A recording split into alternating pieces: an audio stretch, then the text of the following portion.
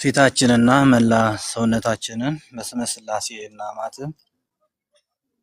በስመ አብ ወወልድ ወመንፈስ ቅዱስ አሐዱ አምላክ። በላይ በቅዱሳን መላእክት በምድር በሰው ልጆች አንደበት ዘወትር ቅዱስ ቅዱስ ቅዱስ አሸናፊ እግዚአብሔር ሆይ ቸርነትህና ምሕረትህ አብዝተህልን እችን ዕለትና ሰዓት ባርከህ ቀድሰህ ስለሰጠህን ክብርና ምስጋና አምልኮትና ውዳሴ ላንተ ይሁን። ክቡር መምህራችን አባታችን መልአከ አርያም ቀሲስ ኤፍሬም፣ የተከበራችሁ የእግዚአብሔር ቤተሰቦች ወንድሞቼ፣ እህቶቼ ሁላችሁም በወደደን ባፈቀረን በአንድ ልጁ በኢየሱስ ክርስቶስ ፍጹም ሰላም እላችኋለሁ። እንደምን ዋላችሁ? እንደምን አመሻችሁ? እንደምን ሰነበታችሁ? አሜን። አምላካችን እግዚአብሔር እንደ ኃጢአታችን ብዛት እንደ ሰውነታችን ክፋት ሳይመለከተን ቸርነቱና ምሕረቱን አብዝቶልን እችን ዕለት ባርኮ ለምስጋና ለዝማሬ የሰጠን የአባቶቻችን አምላክ የኛም አምላክ ለባህሪ አምላካችን እግዚአብሔር ስሙ የተመሰገነ ይሁን። የአንደበታችን ጣዕም፣ የልባችን ደስታ፣ የአንገታችን ጌጥ ወላዲት አምላክ እናታችን ድንግል ማርያም በሰጣት ባከበራት በመረጣት መጠን ምስጋናና ክብር ውዳሴ ለእርሷ ይሁን። ቅዱሳን መላእክትም እንደዚሁ በተሰጣቸው ጸጋ የተመሰገኑና ከፍ ከፍ ያሉ ይሆኑ። እንደ እግዚአብሔር ቅዱስ ፈቃድ ለትንሽ ደቂቃዎች አብረን የምንቆይበት የትምህርታችን ርዕስ የሚሆነው የዮሐንስ ወንጌል ምዕራፍ 3 ቁጥር 7 ያለው ኃይለ ቃል ይሆናል ማለት ነው። ኃይለ ቃሉም ዳግመኛ ልትወለዱ ያስፈልጋችኋል በሚል መነሻ እንማማራለን ማለት ነው። ዳግመኛ ልትወለዱ ያስፈልጋችኋል። የዮሐንስ ወንጌል ምዕራፍ 3 ቁጥር 7። ይህንን ኃይለ ቃል የተናገረው ጌታችንና አምላካችን መድኃኒታችን ኢየሱስ ክርስቶስ ነው።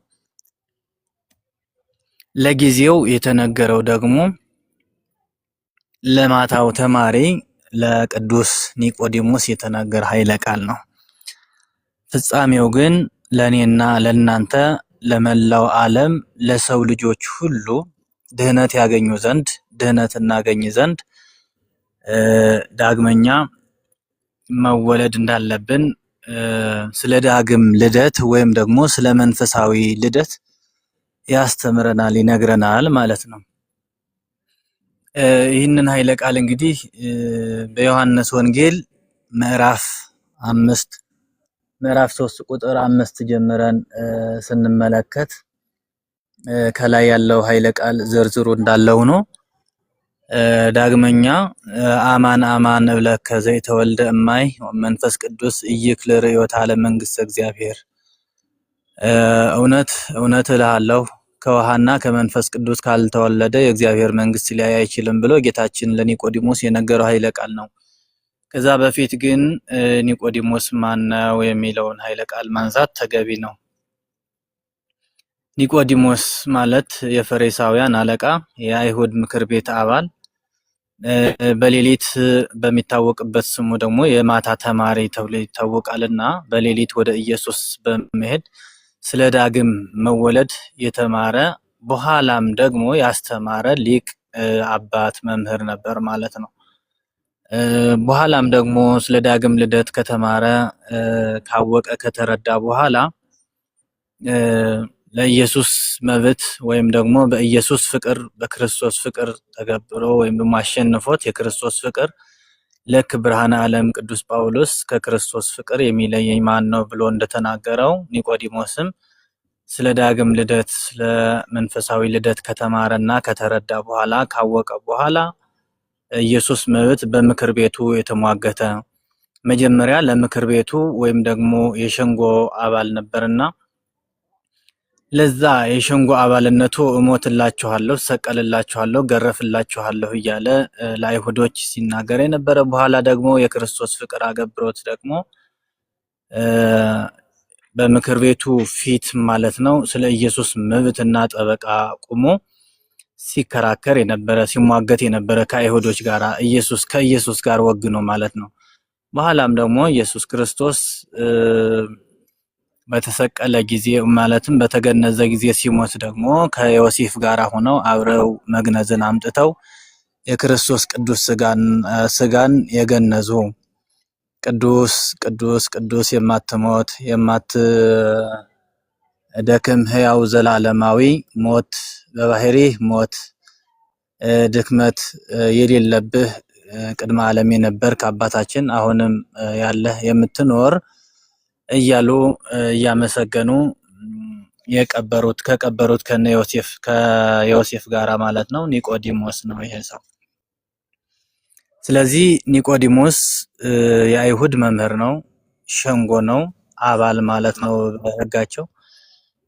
በዛ ልክ በኢየሱስ መብት ደግሞ ከኢየሱስ ጋር አብሮ ጠበቃ ሆኖ ሲከራከር የነበረ በኋላም ደግሞ የክርስቶስ ስጋ ቅዱስ ስጋ የገነዘ ታላቅ ሰው ነውና በአይሁድ ጊዜ እንግዲህ የአይሁድ አለቃ ወሃሎ አሃዱ ብእሲን ፈሪሳውያን ዘስሙ ኒቆዲሞስ ከፈሪሳውያን ወገን የአይሁድ አለቃ የሆነ ኒቆዲሞስ የሚባል አንድ ሰው ነበረ ይላል።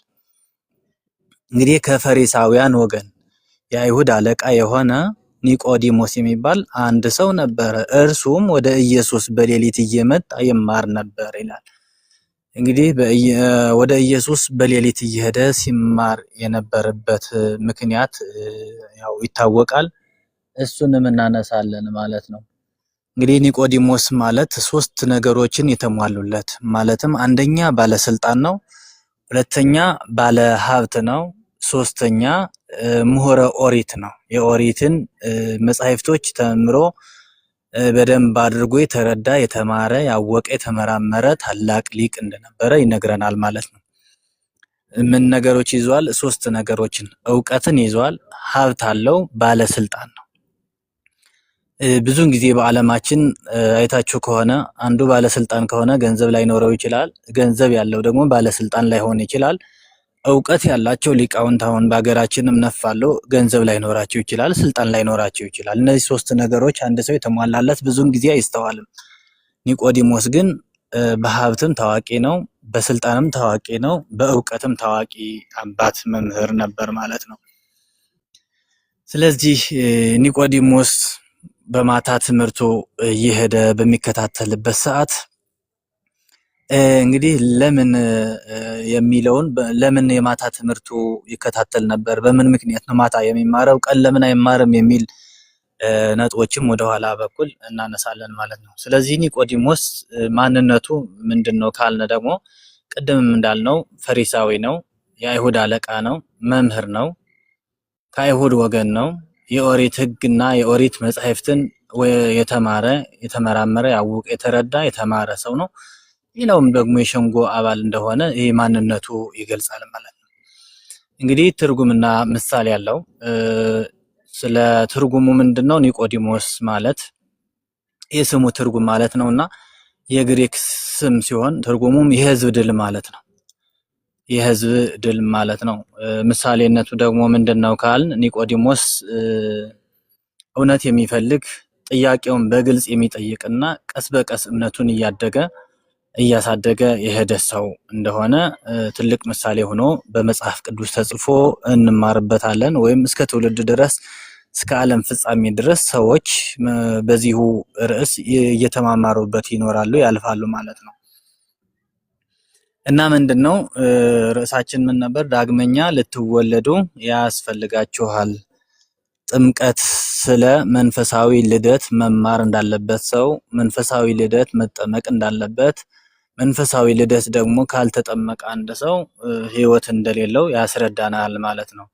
እንግዲህ አንድ ሰው እንደምናውቀው ሁሉ የስጋ ልደት አለው። አንድ ሰው ሁለት ልደቶች አሉት። አንደኛ የስጋ ልደት ነው።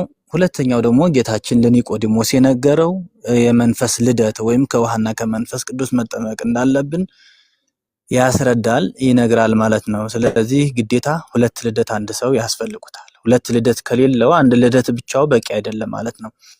የመጀመሪያው ልደት ስጋዊ ይባላል። ከአባት ዘር ከእናት ደም ነስቶ የሚወለደው አንድ ሕፃን ይህ ስጋዊ ልደት ይባላል። ማንኛውም ሰው ሕዝብም ይሁን አሕዛብም ይሁን መናፍቅም ይሁን ኦርቶዶክስም ይሁን ማንኛውም ሰው ሁሉ አዳማዊ ሰው ሁሉ የሚወለደው ስጋዊ ልደት ይባላል ማለት ነው። ይህ ስጋዊ ልደት ሰዎች ሁሉ ይወለዳሉ፣ ሰዎች ሁሉ ይሞታሉ፣ ሰዎች ሊጸድቁም ይችላሉ፣ ሰዎች ላይጸድቁም ይችላሉ። አጠቃላይ ግን ይህ ስጋዊ ልደት ማንም ከሞት የማያመልጥበት ሁሉም ሰው እንደተወለደው ሁሉ ሁሉም ሰው ደግሞ እንደሚሞት ያው የታመነ ነው የታወቀ ነው ማለት ነው። ይህ ልደት ስጋዊ ይባላል። ልደት መንፈሳዊ ሁለተኛው ከውሃና ከመንፈስ ቅዱስ መወለድ ማለት ነውና ከውሃና ከመንፈስ ቅዱስ መወለድ ማለት ከአብራ ከመንፈስ ቅዱስ ከማህፀነ ዮርዳኖስ ሰው ሊወለድ እንደሚገባ መወለድ እንዳለበት ይነግረናል መጽሐፍ ቅዱስ ማለት ነው። እና ዳግመኛ ልትወለዱ ያስፈልጋችኋል። ዳግመኛ የመጀመሪያ ልደት ስላለ ማለት ልደት ስጋዊ ስላለ ያ ልደት የታመነ ነው፣ የተረጋገጠ ነው፣ ማንም ሰው የሚያውቀው ልደት ስለሆነ ይህ ግን መንፈሳዊ ልደት ግን ማንም ሰው የማያውቀው አዲስ ነገር ስለሆነ ኒቆዲሞስም አዲስ ሆነበት። በሌሊት ትምህርቱ እየሄደ በሚከታተልበት ሰዓት ዳግመኛ ልትወለዱ ያስፈልጋችኋል። እንግዲህ ዳግመኛ ልትወለድ ያስፈልግሃል ቢለው ኑሮ ለኒቆዲሞስ ብቻ የተነገረ ኃይለ ቃል ነው፣ እኛንም አይመለከትም ነበር ማለት ነው። አሁን ግን ለኒቆዲሞስ ብቻ ስላልሆነ ለዓለሙ ሁሉ ለሰው ልጆች ሁሉ ስለሆነ ዳግመኛ ልትወለዱ ያስፈልጋችኋል የሚለው ለኒቆዲሞስም ጨምሮ እኛንም ትውልድ ሁሉም እንደሚያስፈልገን ይነግረናል ማለት ነው። እና እንዴት ሊሆን ይችላል? ይህ ነገር እንዴት ነው? ሰው ሁለት ልደት አለው ወይ? አንድ ልደት አውቃለሁ። ከአባት ዘር ከእናት ደም ነስተን የምንወለደው ልደት አውቃለሁ። እኔ የተማርኩ ነኝ፣ የተመራመርኩ ነኝ፣ ያወቅኩ ነኝ። ይህ ግን አዲስ ሆነብኝ ብሎ በልቡ አሰበና ጌታ ሆይ፣ መምህር ሆይ፣ ረቢ ሆይ ይህን ነገር እንዴት ሊሆን ይችላል? አንድ ሰው ተመልሶ ወደ እናቱ ማህፀን ገብቶ ሊወለድ ይችላልን ብሎ ጠየቀ ማለት ነው። ሲጠይቀው አዎ አማን አማን ብለከ ለሁለተኛ ጊዜ ማለት ነው። አማን አማን ብለከ ዘይተወልደ ማይ ወመንፈስ ቅዱስ ይክል በዊአ ውስተ መንግስተ እግዚአብሔር። ቅድም መንግስተ ሰማያትን ከውሃና ከመንፈስ ቅዱስ ካልተወለደ መንግስተ ሰማያት ሊያያት አይችልም፣ ማየት አይችልም እያለ ይነግረው ነበር። አሁን ደግሞ ሁለተኛ እውነት እላለሁ ዳግመኛ ከውሃና ከመንፈስ ቅዱስ ካልተወለደ የእግዚአብሔር መንግስት መውረስ አይችልም። ቅድም ማየት አይችልም ነበር ያለው። አሁን ግን መግባት አይችልም፣ የእግዚአብሔር ልጅ መሆን አይችልም እያለ ይነግረው ነበር ማለት ነው። ይሄም እንዴት ነው ሊሆን አይችልም? እንዴት ነው? ይሄ ምን ማለት ነው? አዎ ከአብራ ከመንፈስ ቅዱስና ከማህፀነ ዮርዳኖስ በሚታይ አገልግሎት የማይታይ ሀብተ መንፈስ ቅዱስ የማይታይ ምስጢረ ጥምቀትን ልጅነት የምታገኙበት ለኃጢአት ስርየት ድህነት የሚሆነውን ጥምቀት መወለድ ያስፈልጋችኋል እያለ አስተማረው፣ ነገረው። ሳይገባው ሲቀር ግን እንግዲህ አዲስ ቃል ቢሆንበትም ምንም የተማረ ቢሆንም ይህ ቃል ግን አዲስ ሆነበትና ግራ ሲጋባ አይቶ ክርስቶስ ምንድነው ያለው? ስማ አለው። በሚገባውና እሱ ቀለል ባለ በንግግሩ አሳመነው። ምንድነው ያለው? ነፋስ ወደሚወደው ይነፍሳል፣ ድምፁንም ትሰማለህ፣ ከወዴት እንደመጣ ወዴትም እንደሚሄድ አታውቅም። ነፋስ ድምፁንም ትሰማለህ፣ በዓይንህ አታየውም። በዓይን ማየት ብቻም አይደለም፣ ከየት እንደመጣ ወዴትም እንደሚሄድ አታውቅም። ድምፁ ብቻ ነው ማለትም ዛፍን ሲያወዛውዝ ባህርን ሲገስጽ ትሰማዋለህ።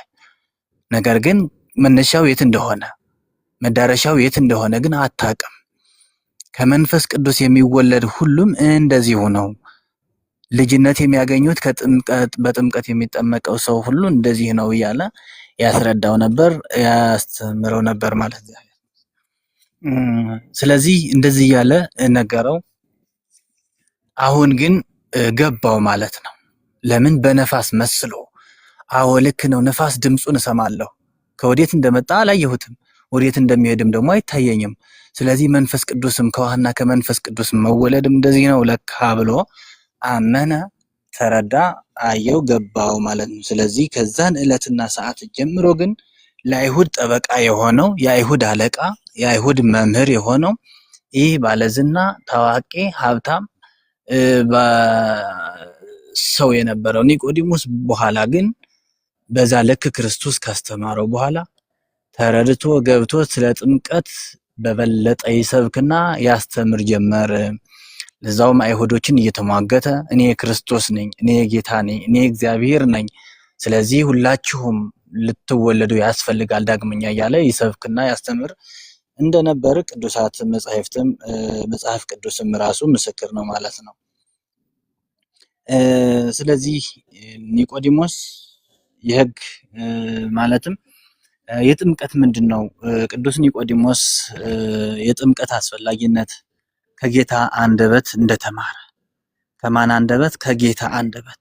ራሱ ክርስቶስ የባህሪ አምላክ ክርስቶስ ራሱ በምድር ላይ ወርዶ በምድር ላይ ተገኝቶ ሰዎችን እያስተማረ ጥምቀት እንደሚያስፈልግ ጥምቀት ደግሞ ለኃጢአት ስርየት እንደሚሆን ከአንደበቱ ደቀ መዛሙርቱን 120 ቤተሰቦችን ሁሉ እያስተማረ ይነግራቸው እንደነበረ የጥምቀት አስፈላጊነት ከጌታ አንደበት ማን ተምሯል ማለት ነው? ቅዱስ ኒቆዲሞስ ተምሯል ማለት ነው። እውነት እውነት እልሃለሁ ሰው ከውሃና ከመንፈስ ቅዱስ ካልተወለደ፣ አያችሁ፣ ሰው ከውሃና ከመንፈስ ቅዱስ። አሁን ከውሃ ብቻ ቢሆን ኑሮ ግዑዝ ነው ራሱ ውሃ ማለትም ህይወት ሊሰጥ አይችልም ብቻውን ማለት ነው። ነገር ግን ከውሃ ብቻ አላለም፣ ከውሃና ከመንፈስ ቅዱስ ካልተወለደ በቀር ወደ እግዚአብሔር መንግስት ሊገባ አይችልም። አዎ ታዲያ እግዚአብሔር ለኒቆዲሞስ ነገረው፣ ለቅዱሳን አባቶቻችን ነገራቸው። ከውሃና ከመንፈስ ቅዱስ ካልተወለደ የእግዚአብሔር ልጆች ነን የሚሉ ታዲያ የክርስቶስ ቤተሰቦች ነን፣ የእግዚአብሔር ተከታዮች ደቀ መዛሙርት ነን የሚሉ ህዝብም አህዛብም ብዙ በዓለማችን ላይ አሉ። ታዲያ የእግዚአብሔር ቃል ለምን አይተገብሩ? ታዲያ በዚሁ ልክ ክርስቶስ ከውሃና ከመንፈስ ቅዱስ ልትወለዱ ወይም ዳግም መንፈሳዊ ልደት ልትጠመቁ ልትወለዱ ያስፈልጋችኋል እያለ ለአባቶቻችን እየነገረ እግዚአብሔር ለአባቶቻችን ነገረ ማለት ለእኛም ነገረን ማለት ነው። እግዚአብሔር በቅዱሳት መጻሕፍት ቃሉን አስቀመጠ ማለት እኛ እንድንማርበት እኛ እንድንገሰጽበት በዚሁ የተነገረ ማለት ነው። ለዚሁ ነው ዝንቱ መጽሐፍ ተጽሕፈ ለተግሣጽ ዚአነ የሚሉት ማለት ነው አባቶቻችን። ይህ መጽሐፍ እኛ እንድንማከርበት እኛ እንድንማርበት እኛ እንድንገሰጽበት ማለትም በጎነቱ የሆነውን ነገር በመልካምነቱ እንድንማርበት እንድንጠቀምበት፣ ክፉ የሆነውን ወይም ደግሞ አላስፈላጊ የሆነ ቃል ደግሞ በዛ ልክ ደግሞ እነማን ተቀጡ በመጽሐፍ ቅዱስ እነማን በመጽሐፍ ቅዱስ ሞቱ፣ የመጽሐፍ ቅዱስ ቃል የእግዚአብሔር ቃል ሳይተገብሩ ቀርተው እነማን ሞቱ፣ እነማንስ ዳኑ፣ መንግስተ ሰማያት እነማን ገቡ፣ ሲኦልስ እነማን ገቡ የሚለውን ነገር ንጽጽራዊ የተቀመጠ ቃል አለና የሞቱት በምን መንገድ እንደሞቱ የዳኑትስ በምን መንገድ እንደዳኑ፣ ስለዚህ እኛ መዳን ያለብን ለመሞት ወይስ ለመዳን የሚለውን ነገር እንድናይ መጽሐፍ ተጽፎልናል ማለት ነው። ስለዚህ ዳግመኛ ያልተወለደ ዳግመኛ ልትወለዱ ምን ያስፈልጋችኋል? ዳግመኛ ልትወለዱ ያስፈልጋችኋል። ሁለተኛ ልትወለዱ ያስፈልጋችኋል። ሁለተኛ ያልተወለደ ህይወት የለውም፣ ሞት ነው እጣ ፈንታው ማለት ነው። ስለዚህ የኃጢአት መስተስሪያ ነው ጥምቀት ማለት ነው። የድህነት መንገድ ነው። አሁን ጥምቀት የድህነታችን ምንድነው? በር ነው፣ መንገድ ነው። ሁሉም ነገር የሚጀምረው በጥምቀት ነው ማለት ሰው ሲጠመቅ ነው። መጀመሪያ ያምናል፣ ከዛ ደግሞ ሲጠመቅ የድህነት በር መንገድ ተብሎ ይታመናል ማለት ነው በእምነታችን። ስለዚህ የድህነት በር ጥምቀት ነው ማለት ነው። ሰው ከተጠመቀ በኋላ ወደ ቅዱስ ቁርባን ይሄዳል፣ ወደ ጸሎት ይሄዳል፣ ወደ ምስጋና ይሄዳል፣ ወደ ስግደት ይሄዳል፣ ወደ ንስሐ ይገባል ማለት ነው። ቀዳሚው ምንድነው? ጥምቀት ነው። ስለዚህ በር ነው ማለት ነው። አንድ ቤተክርስቲያን ተቆልፎ ከተቆለፈ መክፈቻ ከሌለው ወደ ውስጥ መግባት አንችልም ማለት ነው። አሁንም ደግሞ ሰባቱ ምስጢራት ለመሳተፍ ሰባቱ ምስጢራትን ለመፈጸም ምን ያስፈልገናል ማለት ነው? ጥምቀት። ስለዚህ የነዚህ የሰባቱ ሁሉ ምስጢራት በር ማን ነው? ጥምቀት ነው ማለት ነው። እየነገረው ያለ ስለ ጥምቀት ነው፣ ስለ ልጅነት ነው። ከውሃና ከመንፈስ ቅዱስ መወለድ እንደሚያስፈልገን እየነገረን ነው። ስለዚህ ጥምቀት ለምን ያስፈልጋል ስንል አዲስ ፍጥረት ለመሆን ወይም ደግሞ ከክርስቶስ ጋር መሞት መነሳት፣ ከክርስቶስ ጋር መሞት መነሳት ማለት ነው። የሱ ሞት ሞታችን ነው፣ የሱ ትንሣኤ ትንሣኤያችን ነው ማለት ነው። ስለዚህ አዲስ ፍጥረት ለመሆን እኛ አሮጌ ማንነት ነበረን፣ አሮጌ ህይወት ነበረን፣ የበሰበሰ የጠፋ የከሰረ ማንነትና ህይወት ነበረን። በኋላ ግን በሞቱ ደምሰሶ ለሞት በሞቱ ሞታችንን አጠፋልን እንደተባለው በጥምቀቱ አዲስ ፍጥረት አዲስ ሰው ሆነናል ማለት ወይም ደግሞ በዳግም ልደት በዳግም ስንጠመቅ ማለት ነው። እንግዲህ አዲስ ፍጥረት መሆን ማለት ከክርስቶስ ወይም ደግሞ በአብ ክብር ከሙታን እንደተነሳ ክርስቶስ ማለት ነው። በአብ ክብር እንደተነሳ እንዲሁም እኛም በአዲስ ህይወት እንድንመላለስ ከሱ ጋርም ደግሞ በመጠመቃችን ወደ ሞቱ መሞቱና መሞታችንና መቀበራችንን ያሳያል ማለት ሮሜ 6:4 ላይ ያለው ኃይለ ቃል ነው።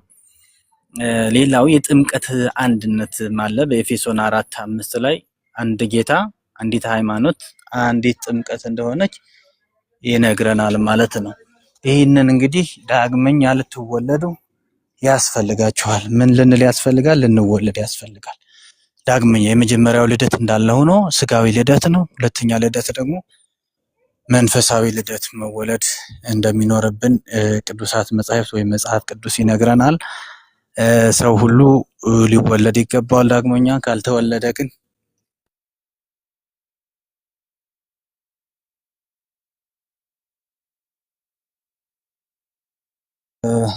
ይቅርታ። ስለዚህ ምንድነው ዳግመኛ ልትወለዱ ያስፈልጋችኋል። ለዚሁ ነው ጥምቀት፣ አንዲት ሃይማኖት፣ አንድ ጌታ የምንለውና የምናምነው ማለት ነው። በአንዲት ጥምቀት ማመን፣ በአንድ ጌታ ማመን፣ በአንዲት ቤተ ክርስቲያን ማመን እንዳለብን ይነግረናል ማለት ነው።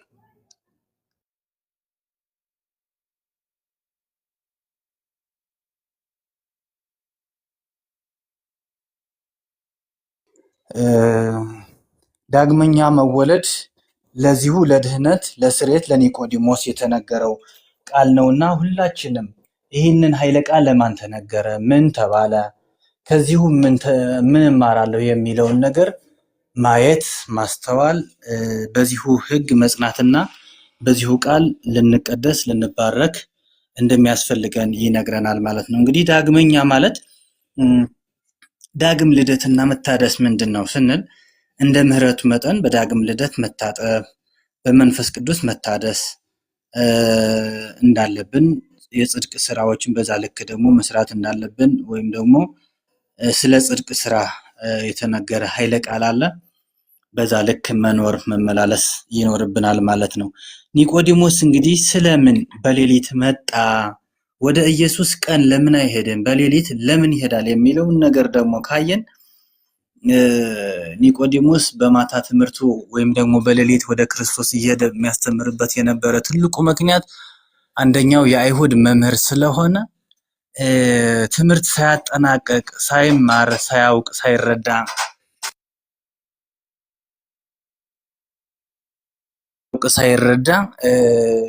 እንዴት ትምህርቱን ሳይጨርስ ነበር ለካ የአይሁድ መምህር የኛ አለቃ ሆኖ የተቀመጠው ይሉኛል ብሎ አይሁዶችን ስለሚፈራ፣ ምክንያቱም ባለሀብት ነው፣ ባለስልጣን ነው፣ አዋቂ ሰው ነው፣ ትልቅ ቦታ የነበረው በአይሁድ ትልቁ ቦታ የያዘ ሰው ስለሆነ ስለዚህ አይሁዶችን ስለሚፈራ መምህር ነኝ ይላል። አሁንም ወደ ሌላ መምህር እየሄደ ለምን ይማራል እንዳይሉት ነው። ምክንያቱም ከክርስቶስ እየሄደ እንደሚማር ከጌታ ጋር እየሄደ እንደሚማር ቢያውቁ ኑሮ እንዴ አንደኛ የተማረ ነው፣ ከክርስቶስ በላይ አድርገን የምናየው ነቢያችን ታላቅ ሊቅ ነው ብለው ያምኑት ነበር ማለት። ክርስቶስ አይደለም አምላክ ይቅርና እንዳንድ ነብይም እንኳን ራሱ አያዩትም ነበር ማለት ነው አይሁዶች። ስለዚህ ያንን ነገር በማታ ትምህርቱ ይከታተል ነበር። ለምን? አይሁዶችን ስለሚፈራ።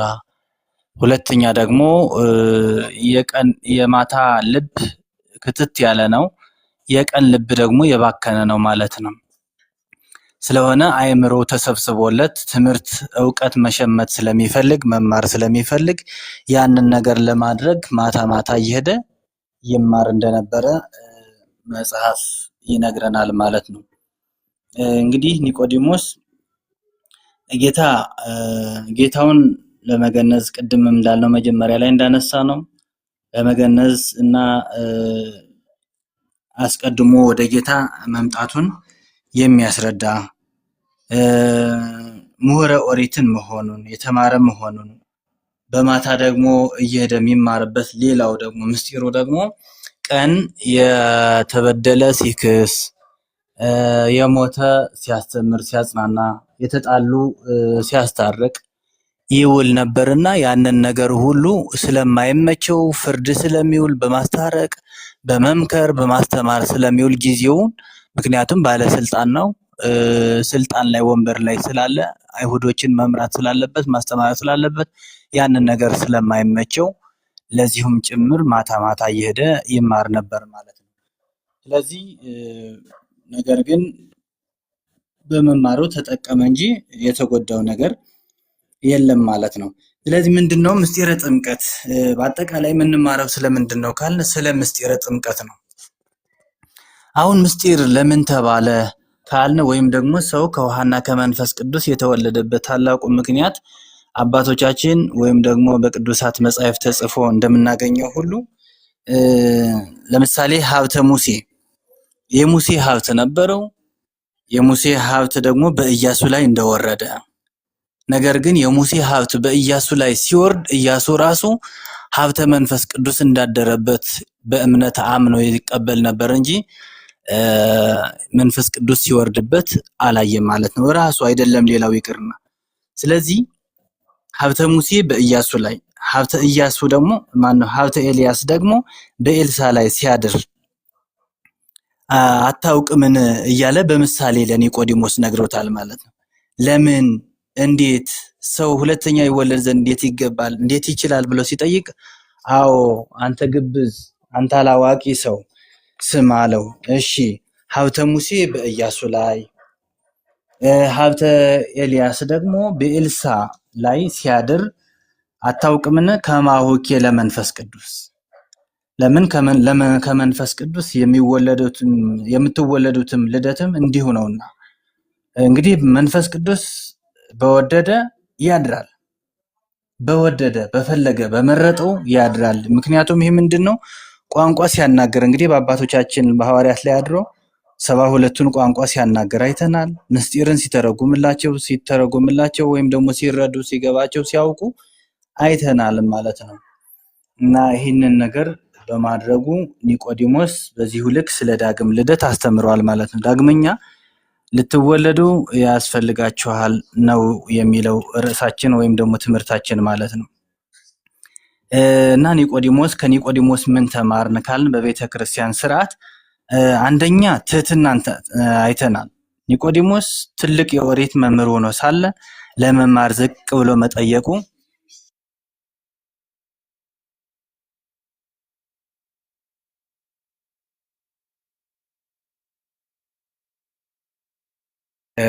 በመማሩ ዝቅ ብሎ በመማሩ በመረዳቱ ይህ ስለ ትህትናን አሳይቶናል ማለት ነው። ሌላው ከኒቆዲሞስ የተማርነው ጥምቀት ለሰው ልጆች አስፈላጊ እንደሆነ ራሱ ተምሮ ራሱ ተረድቶ ለሰው ልጆች ደግሞ ስለ ጥምቀት ድህነት ለሰው ልጆች ድህነት እንደሚሆን አስተምሮናል ማለት ነው። ሌላው ከኒቆዲሞስ ምን ተማርን ስንል ጽናትን ተምረናል። ጠንካራ ቀን ሙሉ አይሁዶችን ሲመክር ሲገስጽ ሲያስተምር ሲዳኝ ሲፈርድ ይውልና ማታ ላይ በጽናት ደከመኝ ሰለቸኝ ሳይል ከእውቀቱ ላይ ሌላ እውቀት ለመጨመር ረቢ ሆኖ ያለ ወይም መምህር ሆኖ ያለ ወደ ሌላ መምህር እየሄደ እየሰገደ ሰላም ላንተ ይሁን መምህር ኦ ሊቅ እያለ ሊቅ ሆይ መምህር ወይ ሰላም ላንተ ይሁን እያለ አዲስ እውቀትን ለመሸመት እየሄደ ይማር ነበር። በኋላ ኒቆዲሞስ ከሸንጎ በፊት በድፍረት መሟገቱ የጌታን ስጋ ለመቅበር መምጣቱ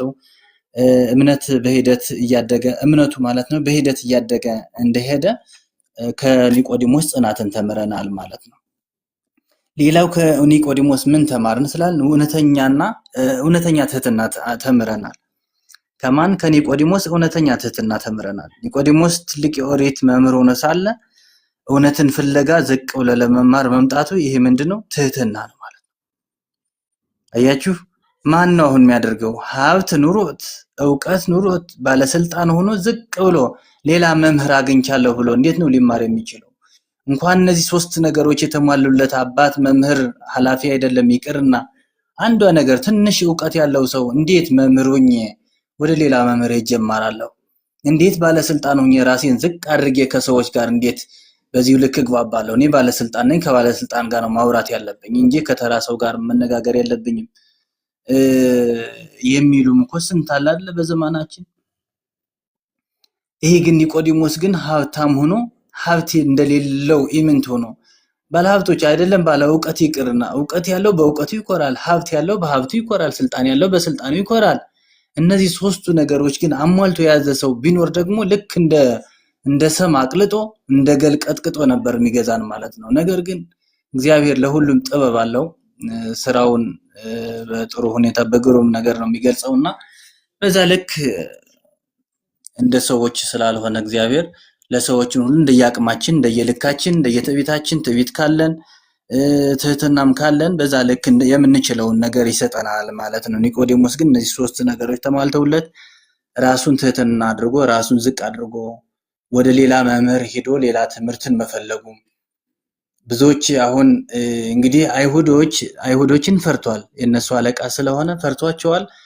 ለምን መምህር ነህ ይሉኝ መምህር እያሉኝ ወደ ሌላ መምህር ሲሄድ ይንቁኛል፣ ከዚህ በኋላ የኔ መምህርነቴ በቃ በእነሱ ዘንድ የወደቀ ነው የሚሆነው ብሎ እየፈራ እየሰጋ እየቸረ በዛ ልክ ማታ ማታ ይማር ነበር። አሁን ግን እኛ ተቆጭ የለንም የሚቆጣን ሰው ሳይኖር፣ ነገር ግን ልባችንን ወጥረን ልባችንን በትዕቢት ታውሮ ወይም ታጅረን ሌላ መምህር እንኳን ራሱ ሲያስተምር መማር ማንፈልግ ሰዎች ስንቶች ነን። እኔ ላስተምር እንጂ እኔ ቁጭ ብዬ ልማር የሚል ሰው የለም። ለምን እኔ ብቻ አዋቂ እኔ መምህር ሁኜ እንዴት ከሌላ መምህር ጋር ሌላ መምህር እያስተማረ እንዴት ቁጭ እየሰማለሁ? ይህ መምህር አልተማረም እንዴ? ሌላ መምህር ሲያስተምር ለምንድን ነው ቁጭ ብሎ የሚሰማው የሚያዳምጠው ይሉኛል በማለት ምንም እንኳን ዕውቀት ሳይኖረን በዛ ልክም እንኳን የምንታበየው ነገር አለ ማለት ነው። ኒቆዲሞስ ግን ብዙ ነገር ከዚሁ ተምረናል ማለት ነው። እና ስለዚህ ይህንን ነገር እያለ ይነግረናል። ዳግመኛ ልትወለዱ ምን ይላችኋል? ያስፈልጋችኋል ነው የሚለን። አሁን ዳግመኛ ልንወለድ ያስፈልጋል። እኛ ተወልደናል፣ ያልተወለዱት ሊወለዱ ያስፈልጋቸዋል። መወለድ አለባቸው። ይህንን ኃይለ ቃል ለእኔም ለእናንተም ለዓለሙ ለሰው ልጆች ሁሉ የተነገረ ኃይለ ቃል እስከሆነ ድረስ ታዲያ የእግዚአብሔር ቃል እኮ ነው። የማንም ፍጡር ቃል እኮ አይደለም። ሲጀመርም ሰዎች በሉተር እምነት የሚጽናኑ የሚረጋጉ የሚኮሩ ሰዎች የሉም እንዴ? የሉተር እምነት እንኳን እምነት ነው ብለው በዛ ልክ የሚጓዙ ሰዎች የሉም አሉ። የመሐመድ ትምህርት እንኳን ራሱ ትምህርት ነው ብለው የሚሄዱ ሰዎች የሉም አሉ። ታዲያ ንጉሠ ሰማይ ወምድር የሆነው የሰማይም የምድርም የ22ቱ ስነ ፍጥረታት ይህንን ዓለም ካለመኖር ወደ መኖር ያመጣ ከመኖር ወደ አለመኖር የሚወስደው ጌታ ቃል ታዲያ ለምን አንሰማም? ለምን ሰዎች አያምኑትም? ይህ ቃል ክርስቶስ ክርስቶስ ኢየሱስ ኢየሱስ እያሉ በየአደባባይ በየመንገዱ ሲሰብኩ እናያቸዋለን። በውስጣቸው ግን ክርስቶስ የለም። ክርስቶስ ማለት ክርስቶስን ለበሰ የሚባለው አንድ ሰው ክርስቶስ ምን አደረገ? ክርስቶስ የሞተለትን ክርስቶስ የተሰቀለለትን ያንን ነገር በተግባር ሲፈጽም እንጂ ክርስቶስ ብሎ ስለጠራ የሚድን ሰው የለም ማለት ነው። ስለዚህ ያ የሞተልንን ያ የተሰቀለልንን ያ ክርስቶስ የተናገረው ሕያው ቃሉ መጽሐፍ ቅዱስ ማለት የክርስቶስ እስትንፋስ ማለት ነው። የክርስቶስ እስትንፋስ የክርስቶስ ቃል ነውና በዚሁ ቃል ደግሞ ልንገዛ ይገባል። የማንም ቃል አይደለም። ይሄ የቅዱሳን አባቶቻችን የሐዋርያትም አይደለም፣ የነቢያትም አይደለም፣ የሐዋርያነ አበውም አይደለም፣ የመምህራን የሊቃውንትም ቃልም አይደለም። የክርስቶስ ቃል ነው። ያው እንደሚያስፈልገን ሁለተኛ ልደት መወለድ እንዳለብን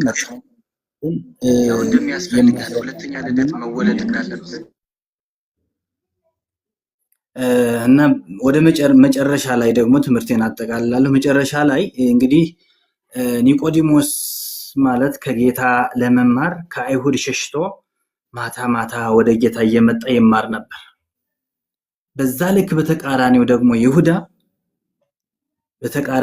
ማለት ነው ለመሸጥ ማታ ማታ ከአይሁድ ጋር አይገናኝ ነበር። ልዩነቱ እንግዲህ የይሁዳና የኒቆዲሞስ ልዩነት ይሁዳ ከሐዋርያት መካከል የተጠራ የተመረጠ ቅዱስ የተባለ እንደ ስሙ ታማኝ ሆኖ አልተገኘም እንጂ በዛ ልክ ከቅዱሳን አባቶቻችን መካከል አንዱ ይሁዳ ነበር።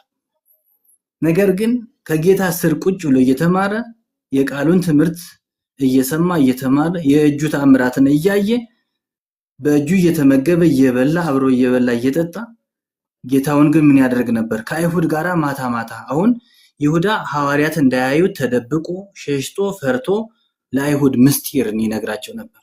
ሌላውም ደግሞ ከአይሁድ ጋር እየተመካከረ ጌታ በስንት ብር ልሽጠው እያለ የጌታን መሸጥ አሳልፎ እየሰጣቸው ነበር። ይደራደር ነበር ማለት ነው። ይሁዳ ከሐዋርያት ጋር እየዋለ ከአይሁዶች ጋር ምክር ይፈጽማል። ለምን? ክርስቶስ እንዴት እንደሚሸጠው ምክርን ይፈጽማል።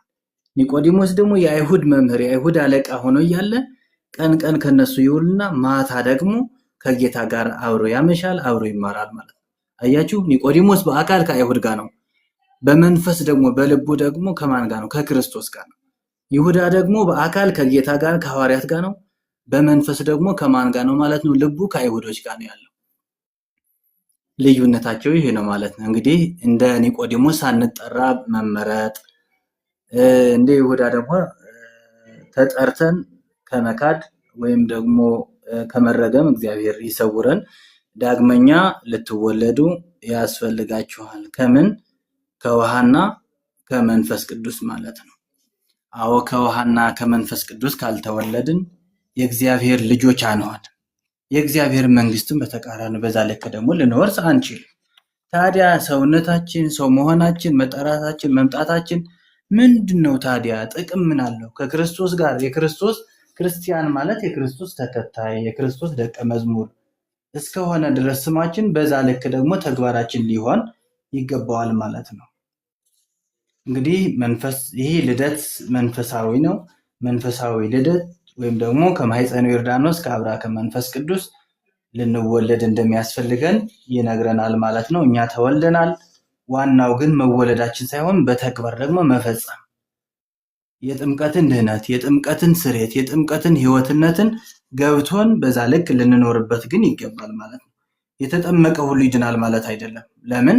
ከተጠመቀ በኋላ ምን ያስፈልጋል? ቅዱስ ቁርባንን መቁረብ መቀበል፣ ምስጢራትን መሳተፍ፣ የቤተ ክርስቲያን አባል መሆን፣ የክርስቶስ ተከታይ ደቀ መዝሙር መሆን፣ ሕጉን ትእዛዛቱን ብትወዱኝስ ሕጌን ትእዛዜን ጠብቁ ያለውን ያ ነገር ሕጉን ትእዛዛቱን መጠበቅ ማስጠበቅ ይኖርብናል። በእምነታችን በሃይማኖታችን ጸንተን በስነ ምግባር ታንጸን ጾመን ጸልየን ንስሐ ገብተን ቅዱስ ሥጋውና ክቡር ደግሞ ተቀብለን እንደዚህ ነገሮችን ካደረግን እስከ ትንሣኤ ዘጉባኤ ድረስ ታማኝ ሆነን ከቆየን ልክ በሳምንቱ የተነበበው ወንጌል እንደ ገብርኄር እንደ ታማኙ አገልጋይ ሆነን ጸንተን እንኖራለን ማለት ነው። ካልሆነ ግን እነዚህ ነገሮችን ካላደረግን ግን ምንድነው? ሕይወት የለንም፣ ትርጉም የለንም ማለት ነው። ትርጉም አልባ እንዳንሆን ከሕይወት ውጭ እንዳንሆን ተጠርተን እንዳልተጠራን ከቅድስና ወደ ርኩሰት እንዳንገባ ጥንቃቄ ልናደርግና በዛ ልክ ልንመራ ያስፈልጋል ለማለት ፈልጋለሁ። ዳግመኛ ካልተወለዳችሁ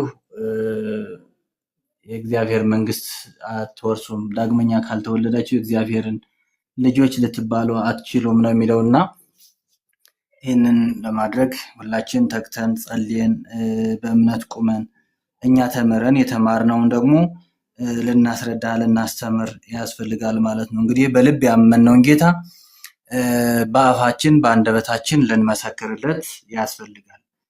ዳግመኛ ልትወለዱ ያስፈልጋችኋል። የዮሐንስ ወንጌል ምዕራፍ 3 ቁጥር 7 በነበረን ጊዜ ሁሉ አምላካችን የእግዚአብሔር ስሙ የተመሰገነ ይሁን። ወስብሐት ለእግዚአብሔር። ይቆየን። አሜን።